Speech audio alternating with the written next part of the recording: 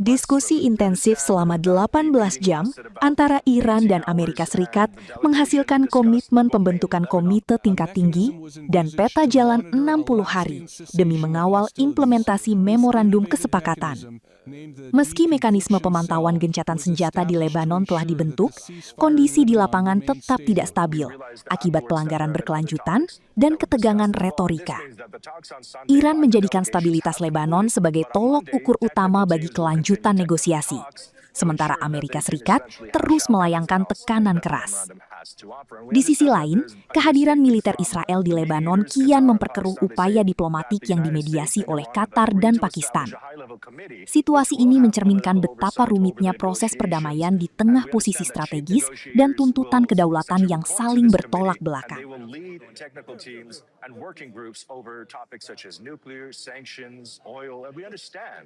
That they have also agreed upon a 60-day roadmap or a roadmap that will ensure that they can essentially abide by the memorandum, ensure the effective implementation of said agreements within this 60-day periods. But where it wasn't great is naturally based off of statements from the United States. Well, I say statement, but they were more threats which were not perceived by Iran in a great light. Let's listen. Iran must immediately stop their highly paid proxies in Lebanon from causing trouble. If they don't, we'll hit Iran very hard again, just like we did last week, only harder. Don't they think to themselves that if their threats had any effect, they wouldn't have reached the point of despair today? We don't count on the threats of the Americans. They better be careful with their statements. Our armed forces are ready to respond in another way. Whatever they say, we are the ones who will act. Off the back of an 18-hour discussion, the United States wanted to establish a family photo, which Iran walked away. Foreign Minister Abbas Araghchi and the chief negotiator essentially walked away, citing concerns over the main topic. And we understand that there are a number of main topics pertaining to oil, sanctions, assets, but more importantly, Lebanon.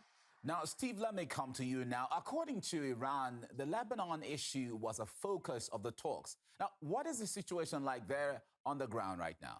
Iranian delegation has put Lebanon as at the very top of the talks around the Memorandum of Understanding. But the situation on the ground here, well, on Friday, there was a ceasefire declared at around 4 p.m. However, according to the Lebanese National News Agency, it recorded 12 Israeli strikes at just 3 minutes past 4 o'clock. So 3 minutes into that ceasefire. Now, Israel then went on something of a blitzkrieg across the whole of the south of Lebanon. There were, according to Hezbollah, they said some 300 strikes, 111 people were killed during that period. Now, the main focus of the Israeli aggression has been around areas in the Nabatea district. The city itself heavily targeted. The mayor says that 50% of the damage to that region, that city, has happened over the last month. There were massacres of families in Haruf, in Sharqiya,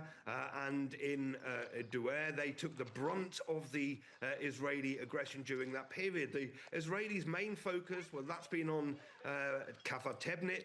Yes, and let me come back to you now. Iran's foreign minister explicitly said that Lebanon was a test of the current agreement. And the U.S. vice president seemed confident that everything has been going well for that country. Can you tell us more about this issue? At the negotiations, the reporter actually pushed J.D. Vance into a corner and essentially wanted a clear answer. Let's listen. I think that the President of the United States and the United States of America have done more to stop the conflict in Lebanon than any government anywhere in the world over the last few months, and we're going to keep on working towards it. As I think a lot of you appreciate, peace is never easy. Just based off of the statements alone, there's actually quite a lot we could perceive. But looking at how things are unfolding, we also understand that if one part of this deal is not implemented, then there is no agreement. And of course, the Iranian side is quite understanding, and they essentially tell a better picture. Let's listen.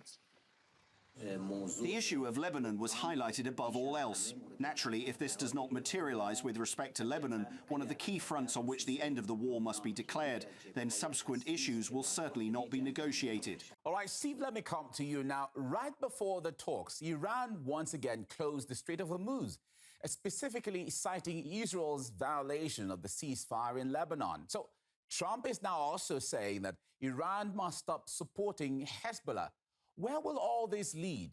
Well, of course, Trump has made those remarks. He's also, again, over the weekend, reiterated the statement saying that he wants Syria to deal with the Hezbollah issue. Syria has rejected that. Hezbollah's position, well, it unsurprisingly remains the same, that the resistance against what it describes as the Israeli invaders will continue so long as they remain in Lebanese sovereign territory. The Israeli side, however, well, they hold a different position. They seem particularly unhappy with the Memorandum of Understanding. The Defense Minister, Israel Katz, has said that Israel will remain inside Lebanon to deter those threats from its northern territories. And we've heard also the same kind of language from the Israeli Prime Minister Benjamin Netanyahu, who says that Israel will create and remain in what he describes as a security zone. But within the Israeli government, we've also heard this more inflammatory rhetoric from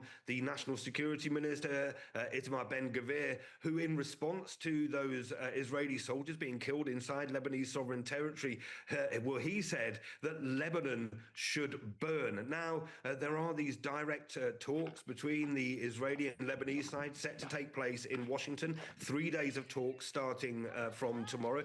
They're very controversial, but now Iran, well, it seems to be sticking to its red line. So about the Israeli troops withdrawing from Lebanon. It's the same position held by the Lebanese government. Their demands are for an immediate ceasefire, for Israel to leave Lebanese sovereign territory, and for the return of Lebanese prisoners. So those talks, which are due to take place on Tuesday, well, the Iran effect could now see some leverage in those talks.